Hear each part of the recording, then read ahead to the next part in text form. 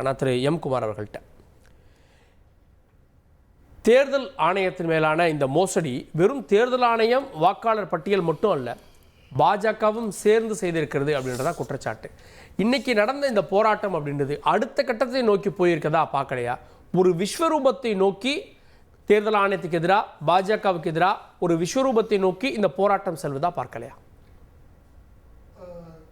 கர்நாடகாவில், மத்திய கர்நாடகாவில் ஒரு பெண்மணி மெயின் குற்றச்சாட்டு, இதில் ராகுலோட குற்றச்சாட்டில் ரொம்ப மெயினான குற்றச்சாட்டு, 70 வயது மதிக்கத்தக்க ஒரு பெண்மணி 2 வாக்குகளை அளித்திருக்கிறார் என்பது அவர் பவர் பாயிண்டில் அவர் போட்டு காமிச்சார்.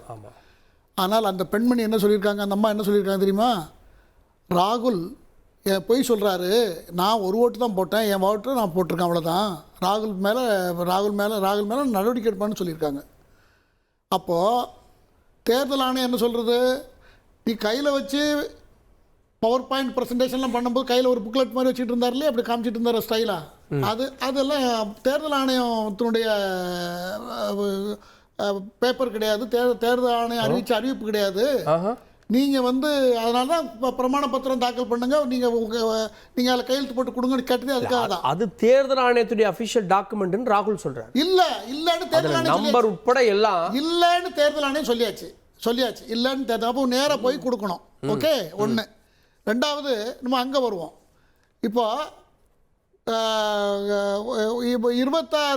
18 லட்சம் பேர் இறந்துருக்காங்க, 65 லட்சம் இதுகளாக ஓட்டர் ஐடியை எடுத்து தனியாக வச்சுட்டாங்க. அதில் 18 லட்சம் பேர் இறந்து போயிட்டாங்க, 36 லட்சம் பேர் புலம்பெயர்ந்திருக்காங்க.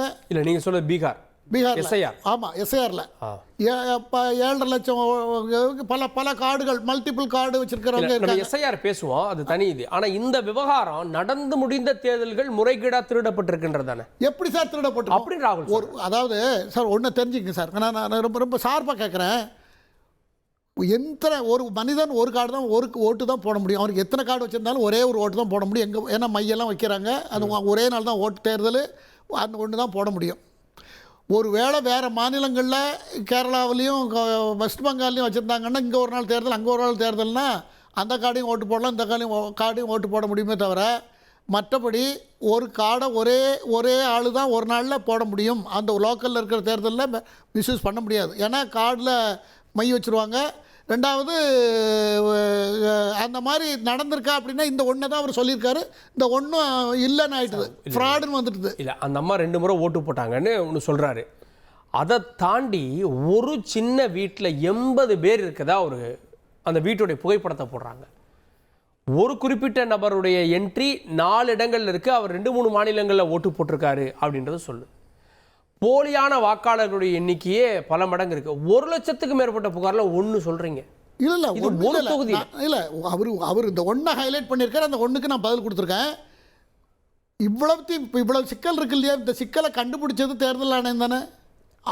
இந்த சிக்கலை கண்டுபிடிச்சதா? இல்லை, இந்த சிக்கல் இப்போ நான் பீகாரில் உள்ளதை சொல்கிறேன். பீகாரில் இதெல்லாம் கடந்த காலங்களில் இதெல்லாம் இருக்கிறதுனால தான், இருந்திருக்குன்னு அறியப்பட்டதுனால தான் பீகார் எலெக்ஷனில் இதை ஸ்க்ரூட்டினி பண்ணணும், இதை எஸ்ஐஆர் கொண்டு வரணும்னு கண்டுபிடிச்சிருக்காங்க. அதில் இவ்வளோ கண்டுபிடிச்சிருக்காங்க.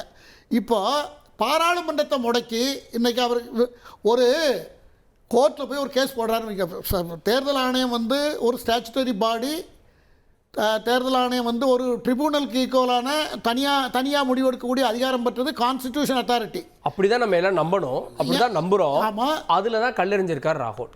என்ன அது அவர் எரிவார் சார், அவருக்கு எது வரைக்கும் எரிஞ்சதில் எதையாவது அவர் அது சாதிச்சிருக்காரா? இதுலேயும் அப்படி தான் ஆக போறாரு, இதுலேயும் மற்ற விஷயங்கள் வேற சார். நீங்க இஷ்யூஸோ பிரச்சனைகளோ வேற. பாஜக வென்றதே முறைகேடாகன்றது ஒருபான சொத்துக்கு ஒரு பதம் இல்லையா? என்னை கொஞ்சம் பேச விடுங்க, ஒரு 2 நிமிஷம். நான் கேட்குற கேள்வி என்னன்னா, ஒரு ஓட்டை நீங்கள் இப்படி இந்த மாதிரி கையில் புக்கை வச்சுக்கிட்டு எல்லாம் தேர்தல் ஆணையம் அப்படி பண்ணிவிட்டு இப்படி பண்ணிவிட்டு லட்சக்கணக்கால் போட்டுட்டு 0 அட்ரஸில் கொடுத்து நிறைய போட்டிருக்காங்க அப்படின்னா, தேர்தல் இந்த வேலைகள்லாம் செய்கிறது யார்? 8ஆம் கிளாஸும் 10ஆம் கிளாஸும் படித்த ஒவ்வொரு மாநிலத்திலையும் பண்ணுறவங்க பண்ணியிருக்காங்க. மாநிலங்கள் இப்போ நம்ம தமிழ்நாடு எடுத்துக்கிட்டால் டீச்சர்ஸ் தான் இந்த அப்டேட் பண்ணுறது, இந்த ஓட்டர் ஐடியெல்லாம் அப்பப்போ பண்ணுறதெல்லாம் அவங்க தான். எல்லாம் தேர்தல் ஆணையத்துக்குன்னு ஒரு 300 அதிகாரிகள் தான் தேர்தல் ஆணையத்துக்கு இருக்காங்க. Permanent ஊழியர்கள். Election commission government of India அரசு இயந்திரத்தை தேர்தல் ஆணைய தேர்தல் காலங்களில் எடுத்துக்கிறோம். தேர்தல் காலங்களில் இவங்களை ஹையர் பண்ணி ஏதோ பண்ணுறாங்க.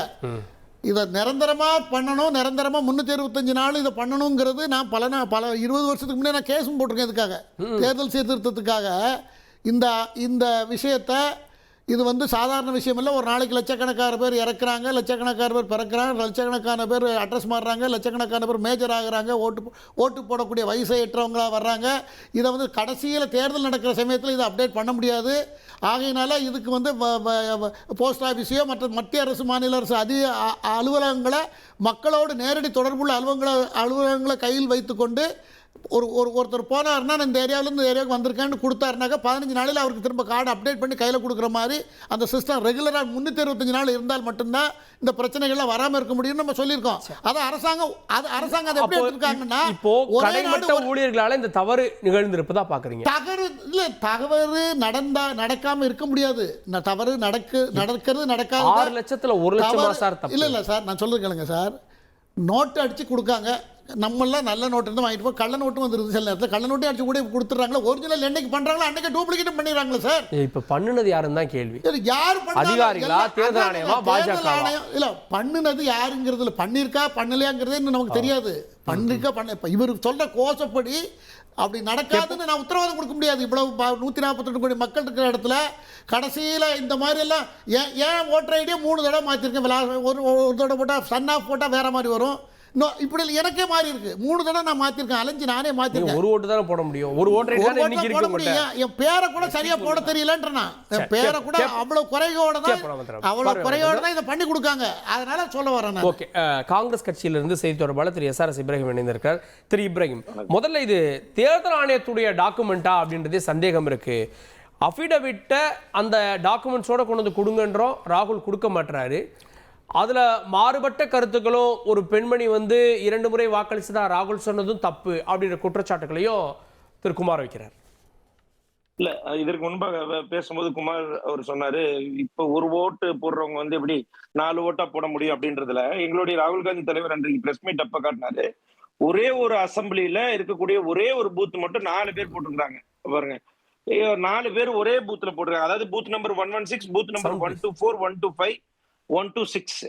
இந்த ஒரே ஒருத்தவர், அவர் பேரு குர்கிரத் சிங் தங். அவர்ன்றவர் என்ன பண்றாரு அப்படின்னா, ஒரே ஒரு அசம்பிளில 4 பூத்துக்கு அவரே ஓட்டு போடுறாரு. இப்போ நம்ம என்ன பேசுறோம் அப்படின்னா, டிஜிட்டல் இந்தியா, கணினிமயமாக்கப்பட்ட இந்தியா, இந்திய நாட்டு பிரதமர் எப்பொழுதும் சொல்லி வந்தது எல்லாமே டிஜிட்டல் மயமாக்கப்பட வேண்டும் என்று சொல்லி வந்த காலகட்டத்துல டூப்ளிகேட்டர்ஸ் ஓட்டர்ஸ் மட்டும் இந்த ஒரே ஒரு அசம்பிளில 11,965 ஓட்டர்ஸ் நீங்க வச்சிருக்கீங்க அப்படின்னா உங்களுடைய இயந்திரம் எவ்வாறு செயல்படுகிறது அப்படின்ற ஒரு கேள்விக்குறி இங்க.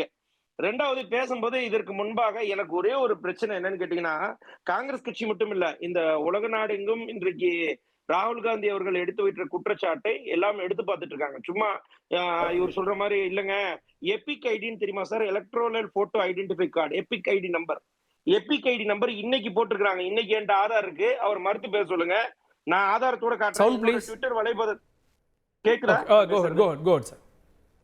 அதாவது என்னன்னா, அதுல ட்விட்டர்ல டைரக்டா போயிட்டு இன்றைக்கு கர்நாடகாவோட அசம்பிளில நீங்க போய் பாத்தீங்கன்னா, அந்த குர்கிரத் உடைய ஓட்டர் ஐடி இன்றைக்கு போட்டு பாத்தீங்கன்னா கூட இங்க பாருங்க. யார் அந்த 70 வயது பெண்மணி சொல்றீங்களா? அவங்க இல்ல. இந்த 4 இடத்துல ஓட்டு போட்டதா சொன்னாங்க. ஒரே அசெம்பிளில அவர் பேர் வந்து குர்கிரத் சிங். பிராக்டிகலா எப்படி சாத்தியம்? ஒரு விரல்ல மை வச்சா எப்படி சார் சாத்தியம்? அதுதான் நான் என்ன கேக்குறேன். நான் காட்டுறது இன்னைக்கு எலெக்ஷன் கமிஷன் இந்தியாவுடைய ஃபைல். நாங்க எலெக்ஷன் கமிஷன் இந்தியாவுடைய ஃபைல். இப்ப ஒரு 4 பேர் 4 நம்பர் இருக்குங்க பாருங்க. 4 பேர் 4 பூத்ல போட்டிருக்காங்க. இப்ப நாங்க அததான் கேள்வியா கேக்குறோம். என்னன்னா, இந்த டேட்டா இப்ப கொடுக்கப்பட்ட டேட்டாவை இதை வந்து நாங்க ஒன்னும் காங்கிரஸ் கட்சியில ட்விட்டர் பண்ணல.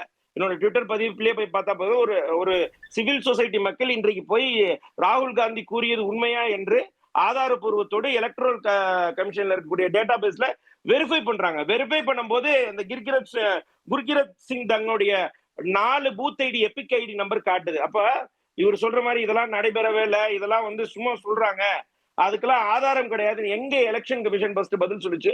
எம் குமார் சார் சொல்றாரு, எங்க அபிஷியல் ஸ்டேட்மெண்ட் காட்டுங்க. அபிஷியல் ஸ்டேட்மெண்ட், எலெக்ஷன் கமிஷன் நாங்கள் கொடுத்த டேட்டா வேறு, ராகுல் காந்தி அவர்கள் பேசிய டேட்டா வேறு, இதற்கும் அதற்கும் சம்பந்தம் இல்லைன்ட்டு ஒரே ஒரு எலெக்ஷன் கமிஷனுடைய சீஃப் எலக்ட்ரல் ஆபீசர் ஆஃப் கர்நாடகாவா இருக்கட்டும், இல்ல வந்து state election officer Gyanesh Kumar S இருந்தாகட்டும், யாராவது ஒருத்தவங்க மறுப்பு தெரிவிச்சாங்களா? மாறாக சத்தியப்பிரமாணம் தாக்குதல் பண்ணுனாங்க. இப்ப சத்தியப்பிரமாணத்துடைய அபிடவிட் பண்ணுங்க நீங்க. அபிடவிட்ல என்ன பண்ணுங்க அப்படின்னா, இதெல்லாம் இப்படி முறைகேடு நடைபெற்றிருக்குது என்பதை எழுத்துப்பூர்வமா தாங்கன்றாங்க. ராகுல் காந்தி தலைவர் அவர்கள் தெள்ள தெளிவா ஒரு ப்ராஜெக்ட் பிபிஎஃப் போட்டு ஒரு 300 பிரஸ்காரர்கள் முன்னாடி உட்கார்ந்து, ஊடகவாதிகள் முன்னாடி உட்கார்ந்து அதை விவாதம் பண்ணி அந்த அளவுக்கு தெளிவாக ஆதாரத்தை எடுத்து காட்டுகிறார்.